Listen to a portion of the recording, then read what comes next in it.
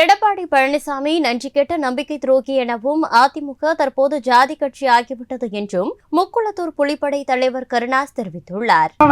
அவர் இப்ப யாருக்கு நிக்கிறார்? யாரு ஓட்டு கேட்கிறார்? அவரு இப்போ ஒரு எலெக்ஷன்ல நிக்கிறாங்க. இல்ல எடப்பாடி நான் என்ன சொல்றது, ஊரே காரி துப்புது, நான் என்ன புதுசா என்ன சொல்ல வேண்டியது? அதாவது இந்த உலகத்துல நன்றி கெட்ட நாய்க்கு கூட நன்றி இருக்கு. நன்றி கெட்ட ஒரு நம்பிக்கை துரோகி இந்த உலகத்திலே ஒருத்தர் இருக்காருன்னா, துரோகங்கிறது அரசியல் நடக்கும், அது இல்லைன்னா சொல்ல முடியாது, துரோகங்கள் நடக்கும். ஆனா இப்பேற்பட்ட துரோகத்தை செய்யறதுக்கெல்லாம் ஒரு மனசு வேணும்.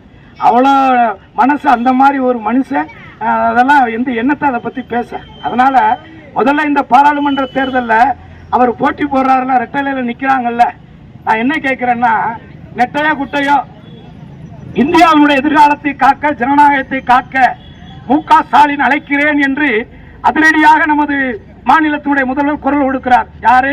இந்தியாவுடைய கூட்டணி ஆட்சி அமைக்கணுங்கிறார். அதுக்கு அடுத்து அங்கிட்டு பாத்தீங்கன்னா சில காவி கூட்டங்கள் மீண்டும் இந்தியாவை காவி நாடாக ஆத்த முயற்சி செய்கிறோம், தமிழை அழிக்க இந்தியை புகுத்த நாங்கள் தயாராக இருக்கிறோம், அதற்கு மோடியை நீங்க முதல் பிரதமராக தேர்ந்தெடுக்கணும்னு சொல்றாங்க. எடப்பாடி யார சொல்றாரு? யாருக்கு ஓட்டு கேட்கிறார்? ரெட்டையில நிக்கிறார்ல. அதாவது தலை இல்லாத முண்டம். நம்ம ஊர்ல தோட்டத்துல ஒரு இந்த பொம்மை மாதிரி வைப்பாங்கல்ல, ஒரு துணிமணியில சோளக்காட்டு பொம்மைக்கு மேல ஒரு சட்டியை கவுத்து வைப்பாங்க நம்ம கிராமத்துல. ஆனா அந்த சட்டியவே கலட்டி, சட்டியே இல்ல, அது சட்டி இல்லாத ஒரு நிலைமை தான் ஏடிஎம்கே பொறுத்த வரைக்கும். யாரு பிரதம வேட்பாளர்? அவங்களுக்கு யாருக்கு ஓட்டு பண்ண? அப்போ தோக்குற ஒரு கட்சிக்கு நீ எதுக்கு ஓட்டு போடுற? மனுஷனுக்கு எல்லாருக்குமே என்ன தோணும்? நம்ம போடுற ஓட்டு ஜெயிக்கணும்னு தோணுமா தோணாதா? நான் உண்மையே சொல்றேன். என்ன திட்டமிட்டு ஓட்டு போட்டாலும் கூட தென்காசியில நீ உதயசூரியனை தோக்கடிக்கவே முடியாது. அதை மட்டும் மனசுல வச்சுக்கோங்க.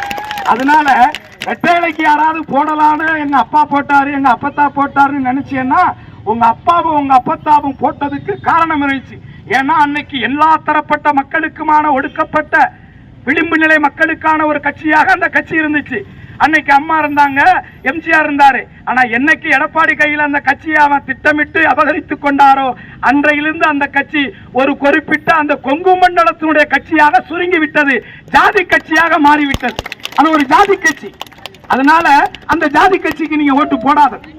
ஜாதி ரீதியாக, மத ரீதியாக யார் ஒருவன் அரசியல் செய்ய நினைக்கிறானோ அவன் இந்த நாட்டினுடைய படுபாதகன் என்று என் தெய்வ திருமகன் சொல்லி இருக்கிறார். பக்கத்துல